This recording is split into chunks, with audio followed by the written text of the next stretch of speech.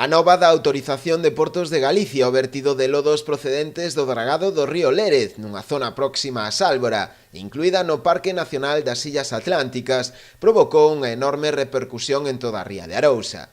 O sector pesqueiro e marisqueiro xa se posicionou en contra deste proxecto, do que non tiñan coñecemento algún, pedindo a súa retirada. Sí, a verdade que sí, que se está creando un malestar moi grande, xa non solamente no sector que é no sector do mar, senón en todas as poblacións, tanto de Ribeira, Aguiño, o que é toda a ría da Arousa, estáse mobilizando todo o mundo, non? Pero ao principio extrañoume que non se dirigiran a nós, a parte de aquí, para saber como estaba o tema, como non estaba. Falamos con Medio Ambiente tamén, pola o tema da isla de Salvora, tampouco dixeron que eles que non sabían nada.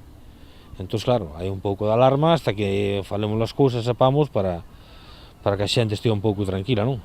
Ou se descartamos e opoñemos totalmente que eses vertidos que se fagan aí. O sector teme os prexuizos que pode ter consigo este vertido altamente contaminante na zona. Estes lodos son lodos contaminados que traen moitas partículas tanto de materiales como partículas de todo o canto hai, con moita contaminación, e iso pode dañar os bancos marisqueros, incluso o peixe e toda a fauna que está ao Parque Natural ao lado, todo, non? O sector ten previsto celebrar mañá martes en Santiago unha xuntanza coa conselleira do Mar, Rosa Quintana, para que dé cumprida información do proxecto. Vamos a ter a reunión mañá á tarde na Consellería, vai estar o noso alcalde de Ribeira, vai estar o presidente da Federación de Coruña, o patrón maior de Aguiño, mais eu, non? Vamos a estar coa conselleira para que nos explique que é o que está pasando, que é o que...